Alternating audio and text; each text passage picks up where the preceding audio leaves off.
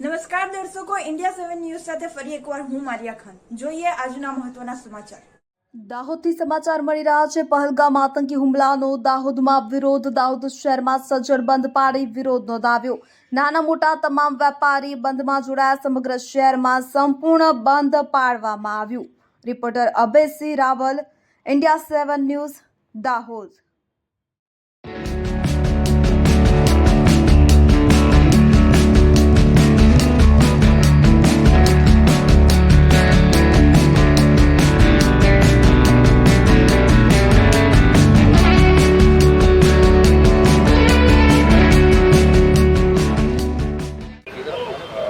बस ओके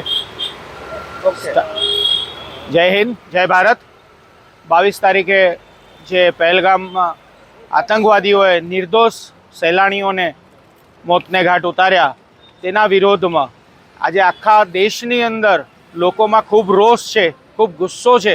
અને એ ગુસ્સો લોકો પોતાના ધંધા રોજગાર વેપાર બંધ રાખીને વ્યક્ત કરી રહ્યા છે.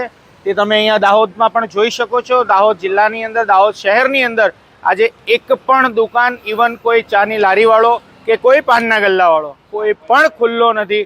ઇવન શાકભાજી પથારાવાળા પણ આજે એમણે પણ સ્વયંભૂ રીતે પોતાનો વિરોધ દર્શાવ્યો છે અને બંધને પૂરેપૂરું સમર્થન આપ્યું છે.